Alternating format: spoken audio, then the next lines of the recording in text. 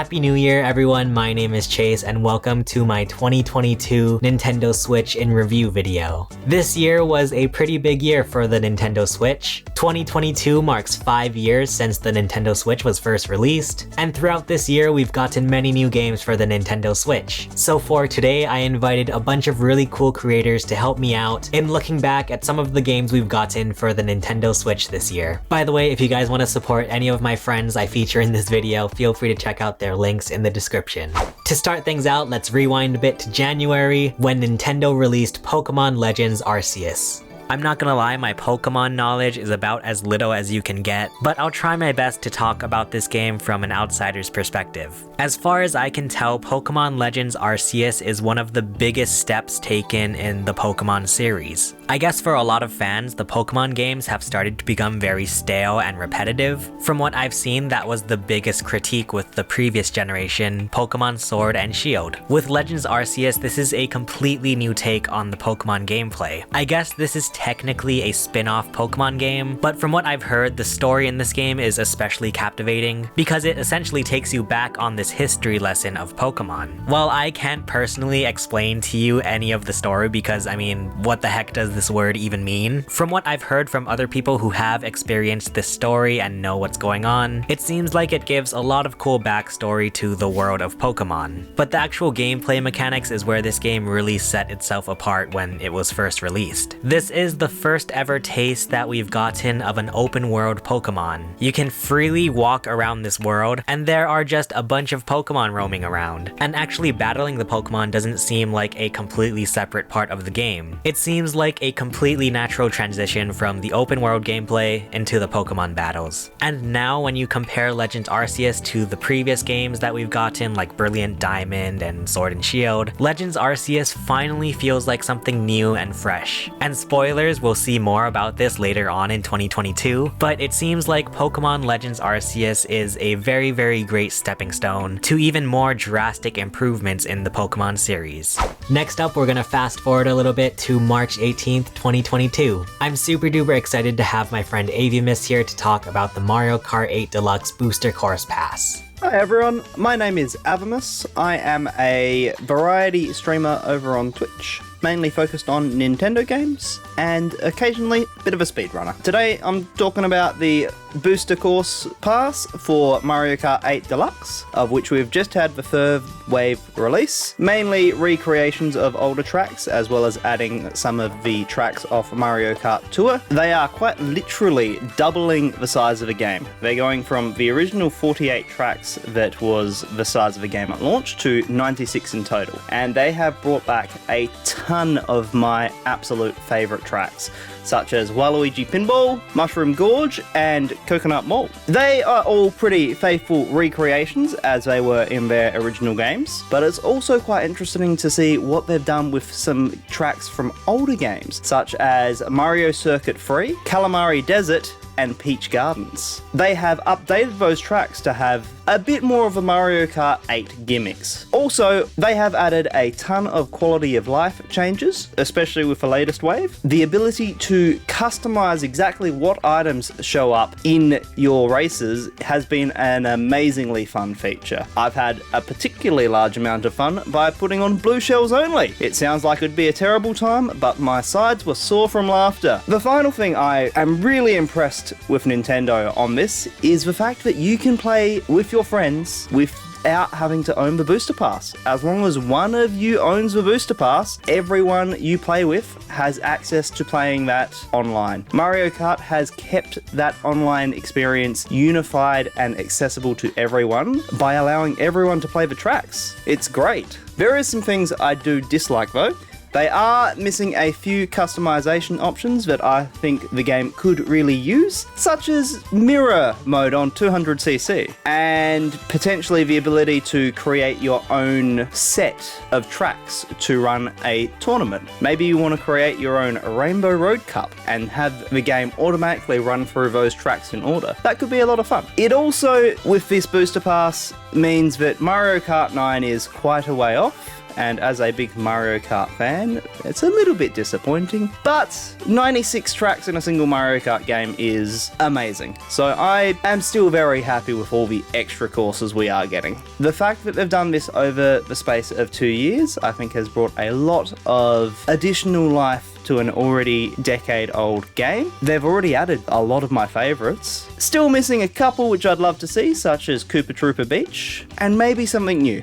I'd love to see an original track, see what they can really do with a Mario Kart 8 engine, and maybe even we'll get some extra quality of life features. They did sneak in a few quality of life features with this latest wave, so maybe we'll get a few more. Anyway, that's enough from me. Thank you so much, Chase, for letting me talk about a game that I've gotten so much fun out of, and I hope you all have a lovely new year. AAVIMUS is a really great Twitch streamer. He does weekly community Mario Kart 8 Deluxe streams if you guys want to go check that out. Next up was one of my favorite Nintendo Switch games for 2022. Let's talk about Kirby and the Forgotten Land. If I had to pick my favorite Nintendo Switch game of 2022, it would honestly have to be Kirby and the Forgotten Land. This is finally a new take on the Kirby gameplay. After Kirby Star Allies, I feel like a lot of us was getting the taste of new Super Mario Bros, where the Kirby 2D side-scroller games just started to feel very samey. With Star Allies especially, they had to kind of dumb down the gameplay to work for multiplayer. So I think it's fair to say that we were all just wishing for a new Kirby experience. And hey, they totally delivered with Kirby and the Forgotten Land. This is the first true 3D Kirby game. While it's not completely open world, it does at least deliver the Kirby gameplay that we all know and love, but now with a Z-axis. In Kirby and the Forgotten Land, there are levels within different worlds. You go through these levels, collecting Waddle Dees, finding all kinds of little hidden secrets, and exploring every nook and cranny in these levels, and you're basically just trying to get to the end of the level. In a lot of ways, this game is similar to Super Mario 3D World, where that game also offered 3D Mario gameplay, but it mainly focused on the goal of getting to the end of the level. So basically, it's a linear 3D game. Now, since this is a Kirby game, of course, we have to talk about all of the different copy abilities. I feel like there are so many different copy abilities that will cater to pretty much anyone. There's even a little shop in Waddle Dee Town where you can upgrade your abilities and even just like look through all of the different copy abilities that you've come across so far. And whether you prefer shooting, using a sword, or maybe even some elemental powers, there is pretty much a copy ability for everyone. Pro tip, I've found that using the fire ability and just upgrading it all the way, you pretty much become invincible. But all of these copy abilities are so much fun to play around with, and also seeing what all of the upgrades are. There are even these like side mission levels where it'll put you to the test for all of the different copy abilities. And overall, I mean, this is a Kirby game, so of course everything about it is just so cute and charming. Waddle Dee Town is just so cozy. You can explore all of the little buildings in Waddle Dee Town. There are obviously a bunch of Waddle Dees walking around. It's so cozy, I love it so much. Kirby going against all of these massive baddies, it's honestly kind of endearing. But overall, I just had a blast with Kirby and the Forgotten Land.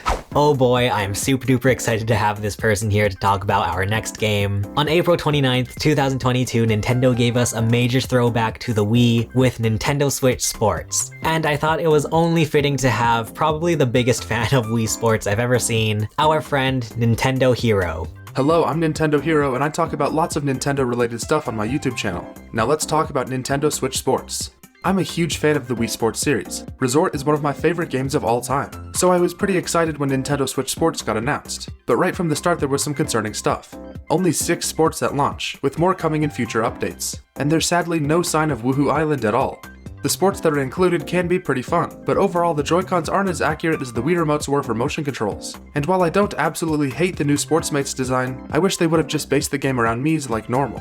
I'm also not a big fan of the weekly updating items you have to grind to unlock. It takes out a lot of the fun of the Wii Sports gameplay for me. As much as I also love Wii Sports and the huge impact that it had on video games, Nintendo Switch Sports honestly just felt like a cash grab. They released the game not even including golf, and golf actually had to be pushed back. So it just felt like there was not a lot of love and care put into Nintendo Switch Sports, which is so sad. You think about how much fun you had with Wii Sports, and then compare it to the very lackluster experience of Nintendo Switch Sports. I feel like this game definitely deserved better. One very good thing about this game is the music. There are some great songs here. This game is perfect for younger kids who just want a fun and simple sports game. But for me, it just isn't what I wanted it to be, and it's disappointing in a lot of different ways. It can still be enjoyable, but there are just so many problems with Nintendo Switch Sports. Nintendo Hero is a super duper awesome creator. They make a lot of really high quality Nintendo essay style videos. So you definitely have to check out his videos. Next up, on June 10th, 2022, I was so hyped to pick up Mario Strikers Battle League. I have a very special soft spot in my heart for the Mario Strikers series. My older brother and I always used to play the original Mario Strikers on the GameCube, and I'm not gonna lie, there were a lot of heated arguments when we played that game. So the Mario Strikers series just means so much to me. I also just think it's so fun and funny to have this Mario soccer game that is just extremely arcadey. So when out of nowhere Mario Strikers Battle League was announced for the Nintendo Switch, my hype levels were out the roof. But once I actually played Mario Strikers Battle League, I actually probably only played it once. This game unfortunately just does not offer much, and maybe that might be expected with, a sports game. There's a tournament mode, there's multiplayer mode, and the other modes like training and stuff. I just wish that there was more variety packed into this game, maybe like a single player story mode. Even the original Mario Strikers game had like a pseudo story mode where you could unlock some secret characters. With Mario Strikers Battle League, pretty much all you get is like a single player tournament cup. But hey, to Nintendo's credit, they are continuing to add free DLC content to this game. There are some new characters and new stages that you can download, so at least they're trying to add more to this game. I just think this game is a bit too bare bones. The gameplay itself is actually very fun. I think Mario Strikers Battle League adds a lot more complexity to the Mario Strikers gameplay. On one hand, I can see that being a bit more difficult for newcomers, but on the other hand, once you get good scrub, this game can become very intense.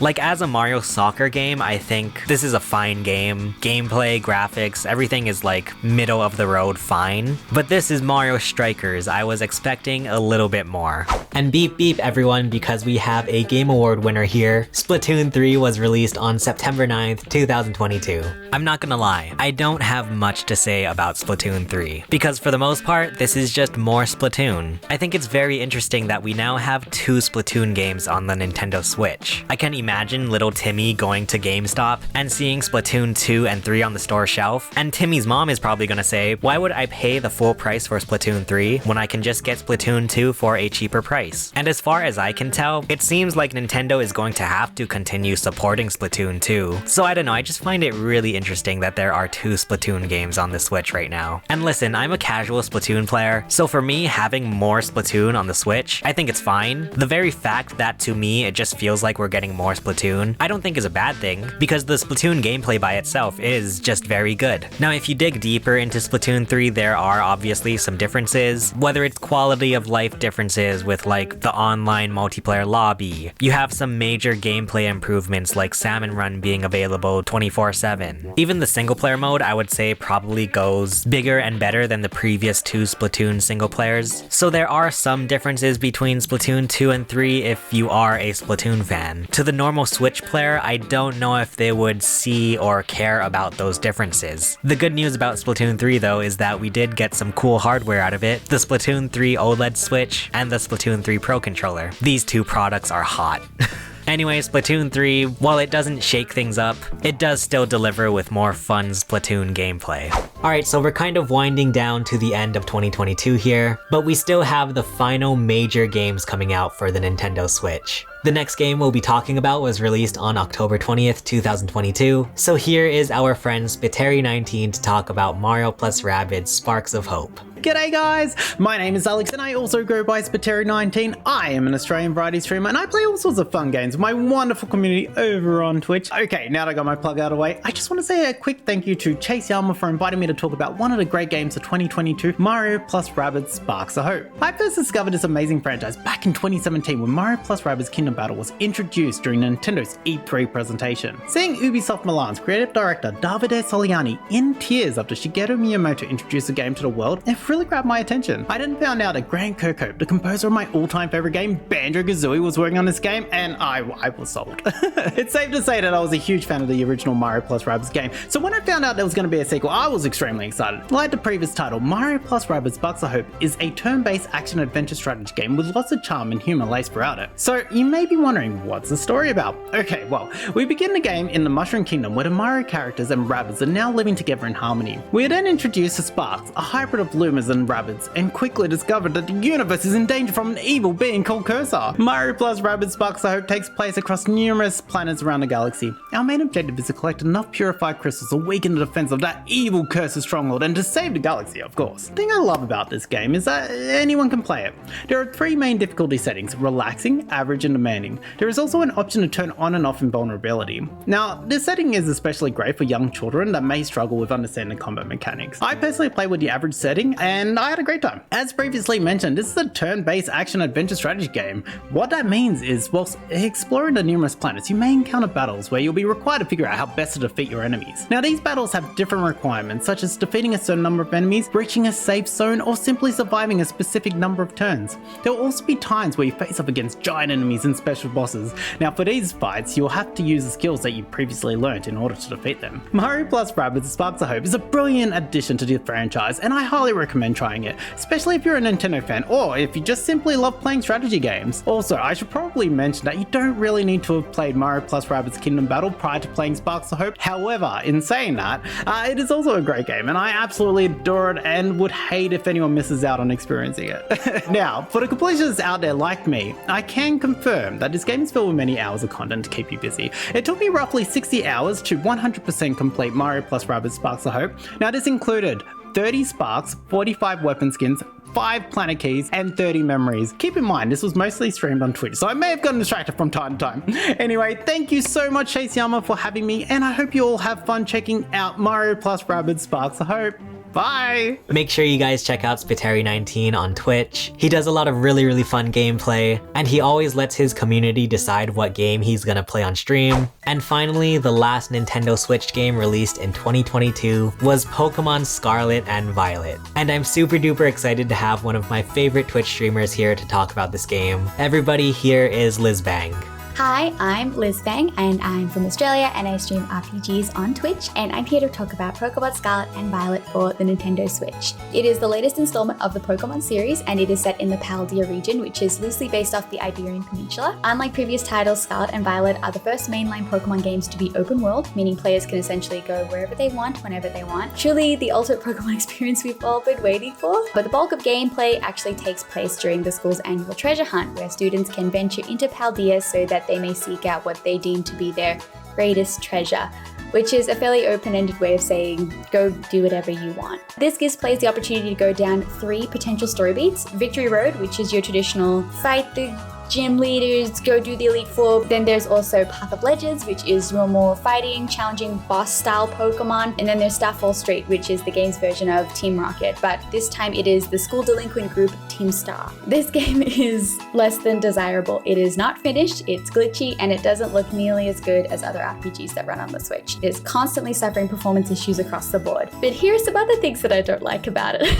You thought I was going to say things I do like about it. That's coming later. I am really not crazy about the NPCs in the game and the overall lack of people vibes in this game, if that makes sense. Even after hours of playing this game, I really didn't feel like I knew who the characters were. Additionally, multiplayer is god awful. When I was doing it, I could only sometimes see people that I was connecting with. Like, we would be right next to each other on the map and we still wouldn't be able to see each other, but then sometimes in other parts of the region we could see each other. But what do I like about this game? The music is amazing. They totally nailed the vibe and the feeling of exploring a Pokemon region. The new Pokemon are so good. Palmy, Tinkerton, Bellibolt, Dundun Sparse, and obviously Lechonk, the big one, Lechonk. I think there's gonna be options for every kind of Pokemon fan. You will definitely have a new favorite Pokemon in Gen 9. Also, when it comes to catching Pokemon, I think they finally added some quality of life changes to the stable mechanics to make Pokemon a lot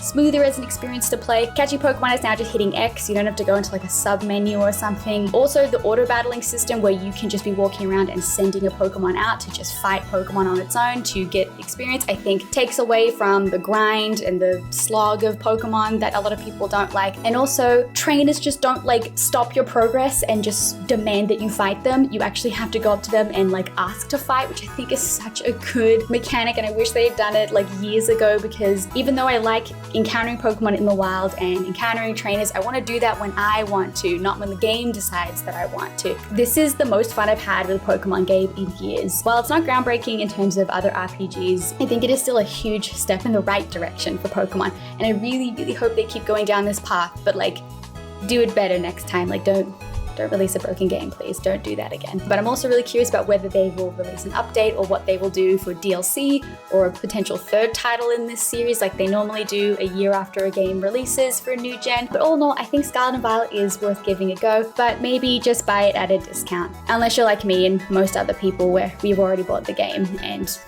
we're stuck with it in a good way. Lizbang streams a lot of RPGs on her Twitch channel, so make sure you go check her out. She's honestly one of my biggest role models for streaming. But that wraps up my 2022 Nintendo Switch in review. Thank you so much to my friends for agreeing to do this. This was just a fun little last minute thing I threw together, so I really appreciate everyone who took the time to be a part of this video. Once again, if you're watching this video and you have not checked out my friends that are featured in this video, what's wrong with you? Make sure to check out all of their links in the description. Let me know in the comments what was your guys' favorite Nintendo Switch game from 2022. If you want to see my Nintendo Switch wrap-up video from last year, feel free to check it out below. For now, thank you so much for watching. My name is Chase, and I will see you guys again soon. Bye!